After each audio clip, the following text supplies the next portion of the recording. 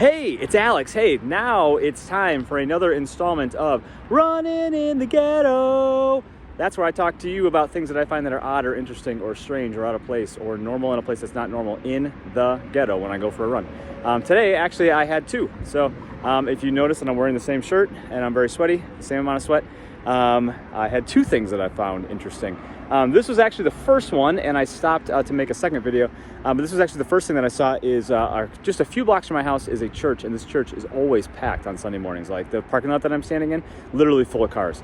On the street, right behind me, literally that far end of the street, there's always cars lined on it, like to the point where it's a one-lane street, like on Sunday mornings because of all the people that are here. I just talked with a couple people that were working here. They said they got a congregation of about 400 people with about 150 regular attenders on Sunday mornings.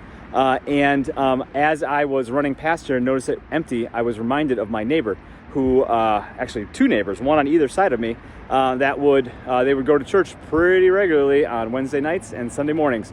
And honestly, it sounds a little strange to say this, but that was one or two of the few times that they were out and about. And that was like their community, their connected point. And I can't imagine what it is like right now for them, not having their community be able to meet on Sunday mornings. When you think about it, like I'm able to still connect with my family and friends because I can go on Zoom and I'm at work and I have all these other types of interactions that I can have that make it really easy to stay connected. This was their ease of access point to connectivity, and they no longer have that because of coronavirus. It happens. So here's what I'm suggesting. And again, I have this like feeling or this sense that like people are constantly wanting to know what to do. So here's something for you to do. Number one, I want you to think critically and empathetically towards somebody that only gets out of the house on Sundays and like Wednesday nights to go to church. They are beautiful individuals. They have wonderful lives.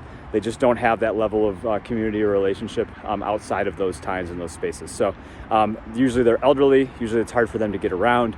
Or they're impoverished and they don't have like a car or an easy way to transport themselves to community. And so you can help do that. Figure out a way to do that. I'm not going to tell you specifically what to do. You can figure that part out on your own, but do something in that sense, in that vein. Okay, so then I was talking to a couple people that were, let's see if I can do this. They were right by that door, right there, by those steps. And they were handing out food. I didn't see them actually hand anything. They were just wrapping up. So I went up and I talked to them and I said, hey, what's going on? What are you guys up to? That's how I learned that there was 400 members of this congregation. They got about 150 that show up regularly. And I learned that today they gave out 50 breakfasts. I asked them what else they need. And they said, it's hot. People could use water, and people could use like basic survival type things, hygiene type things. But here's the catch, and here's what I do not want anybody watching this to think that they should be doing, because that is not what you're supposed to be doing. You are not supposed to go and drop off 30 cases of water here outside of the door. That's not going to be helpful. It's going to be helpful because they'll have 30 cases of water, and if that's the only thing that you can do, then fine, then you can do that. But here's what we really need. We really need people to show up with a case of water and hand it to someone. Physically hand the water to somebody. I want you to go to the store and I want you to buy a bunch of hygiene products, stuff that people would want to use. And then I want you to go and I want you to hand them to somebody. Physically put it in their hands. Because what you are doing is you are transferring your wealth to somebody else. And in that transfer of wealth, there's a relationship that needs to happen. You're taking some of the power that you've been granted access to by your career and by whatever your set of circumstances are that allowed you to have enough money to not have to worry about transportation and personal hygiene and water and being hot. It's going to be about 100 degrees in the next couple of days here, or feel like it at least. I need you to say, I'm not just going to provide access to some of this stuff through like a monetary amount. Like I'm going to provide access to it by like physically giving it to you, because that's the level of access that you're going to require, is that I physically give it to you.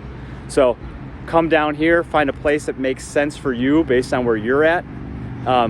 Bring stuff that you can give to somebody that's in need, but then like actually give it to them. Don't make the people that volunteer at the church give it to them. You are the church. You go and you bring it to them.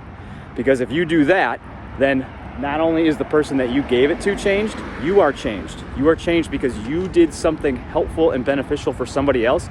You did something that was selfless, and you did something that was putting yourself in their position by inconveniencing yourself or taking time out of what would be your time to interact with others and you're helping somebody else have something they need. So find some needs, meet those needs, but do it in a way that changes the individual and changes you at the same time. Well, thanks for tuning in. That was another installment of Running in the Ghetto.